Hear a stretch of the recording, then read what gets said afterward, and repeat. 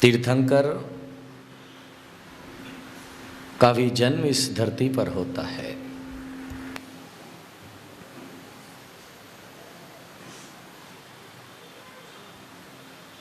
संत पुरुषों का जन्म भी इस धरती पर होता है और एक कामना और वासना में जीने वाले मनुष्य का जन्म इस धरती पर होता है। तीनों ही माँ के गर्भ से जन्म लेते हैं। जो कामना और वासना में जीता है वह भी माँ के गर्भ में 9 महीने रह करके जन्म लेता है। तीर्थंकर जो सारी सृष्टि का उपकार करते हैं, तीर्थ का संचालन करते हैं, वह भी माँ के गर्भ में 9 माह रहने के बाद जन्म लेते हैं। और एक वह व्यक्तित्व भी जन्म लेता है जो पूर्व संस्कारों की वजह से माँ के गर्भ में जन्म लेता है और जन्म लेकर के जो है जीवन को सुधारने के लिए निकल पड़ता है। तीनों के ही जन्म के लिए संबोधन दिया जाता है, क्योंकि जिन्होंने जन्म और मृत्यु को जीत नहीं लिया है उनका इस दुनिया में जन्म कल्याणक मनाया जाता है। क्योंकि अब वह माँ के गर्भ से दोबारा पैदा नहीं होंगे,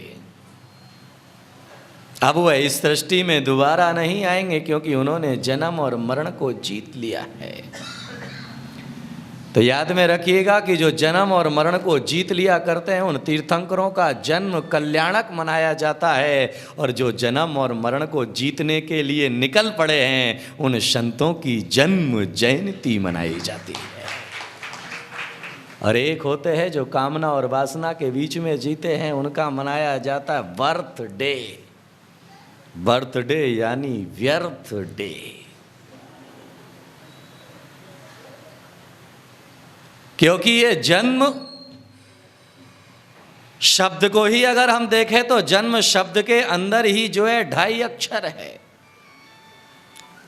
और उन 2.5 अक्षरों के बीच में जो है ना शब्द है, जो हमें बार बार प्रेरणा देता है, बार बार चेतावनी देता है, ना जन्म तेरा है ना मरण तेरा है, क्योंकि ये आत्मा तो हमेशा अजर और अमर है। जन्म होता है तो इस शरीर का, मरता है तो ये शरीर है, लेकिन आत्मा कभी भी बदलती नहीं है, आत्मा कभी भी मरती नहीं है। यहां से निकलती है, दूसरी गति में जाकर के पैदा हो जाती है। इसलिए जन्म दिवस चेतावनी दिवस के तौर पर मनाया जाना चाहिए, क्योंकि जन्म दिवस खुशी मनाने का दिन नहीं, जन्म दिवस तो चेतावनी दिवस है कि मृत्यु के एक कदम और आगे आ गए तुम। जिस दिन से तुमने जन्म लिया है, जिस दिन से तुमने इस धरती पर श्वास लिया है, उस श्वास लेने के साथ ही ये तय हो गया कि तुम्हारी मृत्यु निश्चित है। यानी जो है तुम्हारी जिंदगी के औसतन आयु से जो है जितनी आयु लेकर के आए थे उस आयु में से 1 साल और कम हो गया। कई लोग जो है जब उनका बर्थडे आता है तो बर्थडे आने पर बड़ा झूमते हैं, बड़ा नाचते हैं, बड़ा खुशियां मनाते हैं, केक काटते हैं। जितनी मोमबत्तियां, जितने वर्ष हुए हैं उतनी मोमबत्ती लगा करके उन मोमबत्तियों को बोलो ना, क्योंकि बुझना ही है। वह संकेत हो चुका है, क्योंकि तुम्हारा जीवन तुमने बुझा करके स्वयं ही तय कर दिया है कि हमारा जीवन जो है बुझने वाला है, हमारा जीवन जो है अंधकार की तरफ जाने वाला है। क्योंकि बुझाने का मतलब है अंधकार की तरफ चले जाना, और प्रज्वलित होने का मतलब है अंधकार से प्रकाश की ओर चले जाना। इसीलिए संतों की जन्म जयंती में मोमबत्ती नहीं जलाई जाती, क्योंकि यहाँ जलाया नहीं जाता है। क्योंकि महावीर का दर्शन जलाने का दर्शन नहीं है, महावीर का दर्शन प्रज्वलित होने का दर्शन है। और दीप प्रज्वलित किया जाता है, और जब दीप प्रज्वलित होता है तो कितना भी घोर अंधेरा हो वह भी क्षण भर में नष्ट हो जाया करता है। इसीलिए जो है दीप केवल ज्ञान का प्रतीक होता है, दीप जो है जन्म और मृत्यु की से तुम्हें बचाने के लिए वह चेतावनी हुआ करती है, क्योंकि वह नीचे से ऊपर की ओर जाने की तरफ इशारा करता है। वह कहता है कि इस भारत की संस्कृति में पैदा हुए हो, भारत की अवधारणा में पैदा हुए हो, तो अंधकार में सहित जरूर पैदा हुए हो, लेकिन मृत्यु तुम्हारी अंधकार के साथ नहीं होना चाहिए। अंधकार के साथ में अगर मृत्यु हुई तो तुमने जिंदगी का विनाश कर लिया है, और प्रकाश के साथ में मृत्यु हुई है तो तुमने महावीर जैसी साधना कर ली है। इसलिए याद में रखिएगा कि जैन दर्शन के जीवन चरित्र को हर व्यक्ति जीवन में जीना चाहता है। आपने सुना होगा कि विवेकानंद से एक व्यक्ति ने जाकर के प्रश्न किया, बोले विवेकानंद जी, आप अपनी जिंदगी जी रहे हैं, इस जिंदगी को जीने में आप किसे अपना आराध्य मान करके चल रहे हैं, किसे अपना आप रो मॉडल मान करके चल रहे हैं? तो विवेकानंद कहते हैं कि मैं जीवन तो गीता की तरह जीना चाहता हूँ, लेकिन मृत्यु तीर्थंकर महावीर की तरह प्राप्त करना चाहता हूँ। महावीर की तरह मृत्यु प्राप्त करने का मतलब है मरण को महोत्सव बना लेना। अरे जन्म की खुशियां तो सारी दुनिया मनाया करती है, लेकिन जिसका मृत्यु मातम से टल करके महोत्सव का रूप धारण कर ले, वह सही मायने में महावीर का लघु नंदन हो जाया करता है, महावीर का वंशज हो जाया करता है। इसीलिए जो है जन्म जयंती, अवतरण का मतलब होता है ऊपर से नीचे आना। इसीलिए आपने देखा हो वैदिक परंपरा में अवतारवाद कहा जाता है, और जैन परंपरा में तीर्थंकरवाद कहा जाता है। अवतारवाद का मतलब है ऊपर से नीचे की ओर आना, और तीर्थंकरवाद का मतलब होता है नीचे से ऊपर जाना। आप अपने हृदय पर ही नजर डाल करके देखना, जब आप हृदय का मध्य स्थल देखेंगे तो मध्य स्थल की जो है रेखा है आगे की तरफ जो है ऊपर की तरफ जा रही है, नीचे की तरफ नहीं। क्योंकि नीचे जाने वाला नीचे वही व्यक्ति जाता है जो कामना और वासना में जिया करता है, जो कामना और वासनाओं को लेकर के जीता है, वह नाभि के नीचे की जिंदगी जीता है, और जो कामना और वासना का त्याग कर देता है वह नाभि के ऊपर की जिंदगी जीता है। क्योंकि नाभि के नीचे की जिंदगी जहर हुआ करती है, और नाभि के ऊपर की जिंदगी अमृत हुआ करती है, क्योंकि वह परमानंद बनाने का कारण बना करती है। इसीलिए जिन लोगों ने धर्म ग्रंथों को पढ़ा हो तो उन धर्म ग्रंथों में कहा जाता है कि नाभि से नीचे जिनके प्राण निकलते हैं वह अधोगति में जाते हैं, और नाभि से ऊपर से जो प्राण निकलते हैं वह ऊर्ध्व गति में जाते हैं। नाभि के ऊपर निकलने वाले प्राण जो है ऊर्ध्व गति की तरफ गमन कराने का कारण बन जाया करते हैं, लेकिन नाभि के नीचे से जो प्राण निकलते हैं वह त्रियंच गति में ले जाने में कारण बनते हैं, वह जो है नरक गति में ले जाने में कारण बनते हैं, लेकिन वह देव गति में ले जाने में कारण नहीं बनते हैं। इसीलिए जिंदगी की सबसे बड़ी साधना, जिंदगी की सबसे बड़ी तपस्या, जिंदगी की सबसे बड़ी आराधना वहीं पर जाकर के चयक होती है। इसीलिए संत जब से जन्म लेता है तभी से अपने मृत्यु की तैयारी करने लगता है। याद में रखिएगा कि संत का जन्म कब हुआ,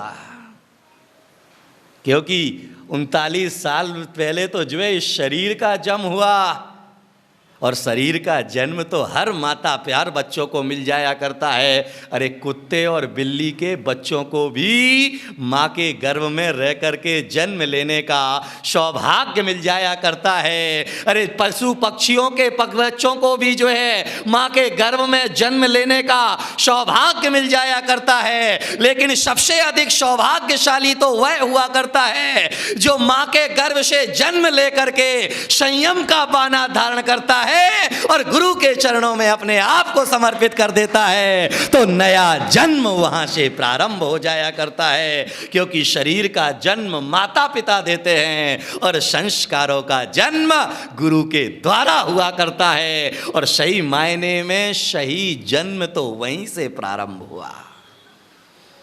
ये शरीर तो मरण धर्म है, ये शरीर तो समाप्त होने वाला है, ये शरीर तो जो है खत्म होने वाला है, इस शरीर की तो कोई प्रामाणिकता नहीं हुआ करती है। इसलिए आज के अवसर पर केवल इतना ही निवेदन करना चाहूंगा कि जन्म को व्यर्थ डे ना बनाए।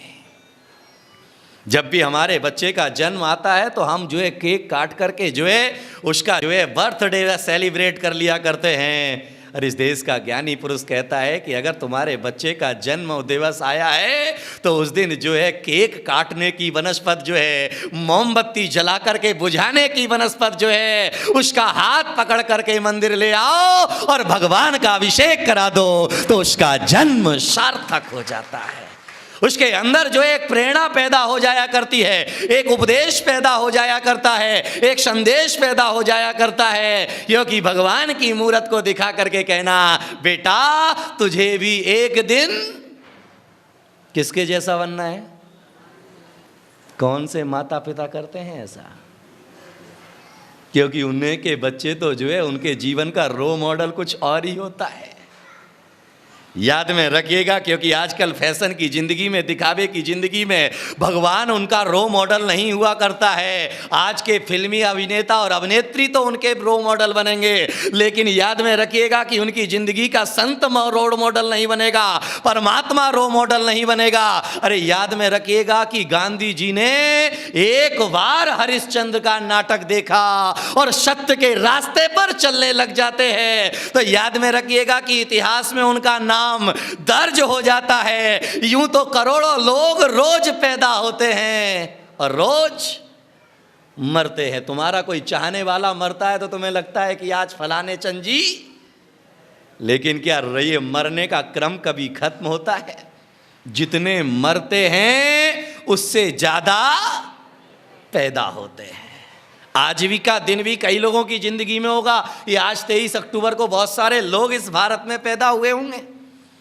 भारत में नहीं तो अमेरिका जैसे देशों में भी, बाहर के देशों में भी कई बच्चे जन्म लिए होंगे, लेकिन वह जन्म लेने के बाद में जहां थे वहां आज भी होंगे। लेकिन जब कोई संस्कार पूर्व जन्म के होते हैं तो वह मां की उंगली थाम करके चलते चलते एक दिन ऐसा जीवन आता है कि गुरु का हाथ थाम करके चलने लगते हैं और गुरु की उंगली पकड़ करके जब चलने लगते हैं तो इसी जीवन में जगत पूज्य बनने का सौभाग्य प्राप्त कर लिया करते हैं।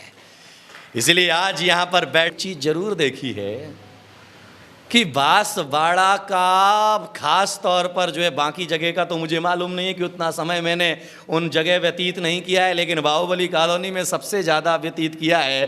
बाहुबली कॉलोनी में अगर धर्म चल रहा है तो इन महिलाओं की वजह से चल रहा है, क्योंकि पुरुष तो जो है अपने अपने काम में, महिलाओं की उपस्थिति मिलेगी, चाहे रात में हो चाहे विषय दूसरे दिन भी हो। पुरुष तो जो है आए, कई लोगों ने आकर के दरवाजे से देखा भी, अच्छा चल रहा है, ठीक है ठीक है, लगे रहो लगे रहो, जो लगे हैं वो लगे रहो। गुरुदेव तुमको नमस्ते नमस्ते, तुम अपने रास्ते, ये देखो हम अपने रास्ते।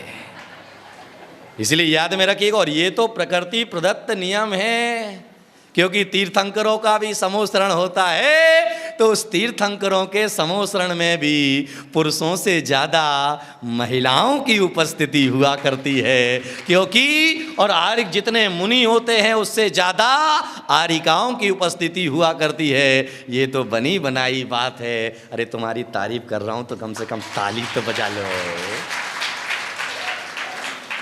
कई लोग तो जो है पड़ोसी को देख करके ताली बजा रहे हैं। और याद में रखिएगा, आधे से ज्यादा लोगों को पता ही नहीं होता है कि ताली क्यों बजाई, क्योंकि पड़ोसी ने बजाई इसलिए मैंने भी बजा दी। आपने सुना होगा कि एक जगह कवि सम्मेलन चल रहा था, उस कवि सम्मेलन में एक आदमी जो है रुक रुक करके 3 बार हंसा। उससे पूछा, भाई तो 3 बार क्यों हंसा? बोले पहले सब हंसे इसलिए मैं भी हंसा। दूसरी बार क्यों हंसा? बोले दूसरी बार कविता का अर्थ समझ में आया इसीलिए हंसा। और बोले तीसरी बार क्यों हंसा? बोले ये सोच के हंसा कि पहली बार क्यों हंसा। अब कई लोगों को तो जो है यहां समझ में आ जाता है, कुछ लोगों को घर जाकर के समझ में आता है, और कई लोग तो जिंदगी में ऐसे हुआ करते हैं कि इस दुनिया से भी चले जाते हैं, फिर भी उन्हें समझ नहीं आता है कि वह जिंदा क्यों थे। क्योंकि उन्हें 80 साल की उम्र पूरी कर दी, 70 साल की उम्र पूरी कर दी, उन्होंने जो है 90 साल की उम्र पूरी कर दी, इस दुनिया से भी चले गए, और जाते समय भी जो है उन्हें अंतिम समय जाकर के पूछ लिया जाए कि भाई तुम इतने साल तक जिए हो, क्यों जिए हो। एक व्यक्ति से मैंने पूछा, भाई तुम जिंदा क्यों हो? बोले आत्महत्या नहीं कर सकता इसलिए जिंदा हूं। अब ऐसे आदमी का जिंदा रहने का कोई मूल्य नहीं, क्योंकि कई लोग तो इसलिए जिंदा हैं क्योंकि श्वास चल रही है, इसलिए जिंदा है। अरे महावीर कहते हैं कि भले ही 1000 सालों की जिंदगी मत जीना, 4 दिनों की जिंदगी जीना, लेकिन 4 दिनों की जिंदगी महोत्सव बना करके जीना, मातम बना करके नहीं जीना। और अगर मातम बना करके जियोगे तो वह जिंदगी तुम्हारे लिए खाक में तब्दील हो जाएगी। इसलिए महावीर ज़्यादा नहीं जिए, 30 वर्ष की भरी जवानी में उन्होंने संन्यास धारण किया, 42 वर्ष की उम्र में उन्होंने केवल ज्ञान प्राप्त किया, और 72 साल की उम्र में निर्वाण प्राप्त करके चले जाते हैं।